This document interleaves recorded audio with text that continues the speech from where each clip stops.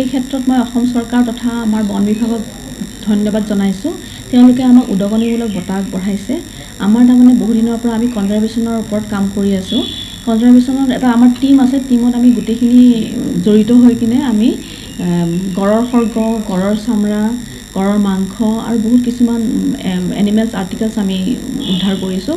এইটো বুলিয়ে নহয়, আমাৰ ইয়াৰ আগতেও আমি বাঘৰ ছাল, চামৰা এনেকুৱা বন মানে আমি উদ্ধাৰ কৰিছোঁ। ইয়াৰ আগতেও হৰিণাৰ মাংস, তেনেকৈ বহুত কিছুমান আমি এটা টিম হৈ একেলগে কাম কৰি আছোঁ, যিটো মানুহৰ কাৰণে মানে এটা বহুত ভাল কাম চলি আছে। আৰু এই ক্ষেত্ৰত অসম চৰকাৰে তথা বন বিভাগে আমাক উদগনিমূলক বঁটা আগবঢ়াইছে। এই ক্ষেত্ৰত আমাৰ টিমটো 28জনীয়া টিমটো মানে উদগনিমূলক বঁটা আগবঢ়াইছে।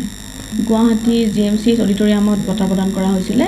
ইয়াতে আছিলে আমাৰ অসমৰ মাননীয় বনমন্ত্ৰী পাটোৱাৰীদেৱ, তেওঁ আমাক এই বঁটা প্ৰদান কৰিছিল। লগতে PCCF ৱাইল্ড লাইফ ছাৰ আৰু হোপ ছাৰ, তেওঁ একেলগে আমাক বঁটা প্ৰদান কৰিছিল। মই অতিশয় উৎসাহিত হৈছোঁ যাতে আমি আৰু ভালকৈ ইয়াৰ কাম কৰি যাম, আৰু লগতে যিখিনিয়ে কামত জড়িত নাছিলে এতিয়া জড়িত হৈ কিনে তেওঁলোকেও কাম কৰি তেওঁলোকেও উদগনিমূলক বঁটা পাওঁ, সেইটোৱে আমি আশা কৰিছোঁ।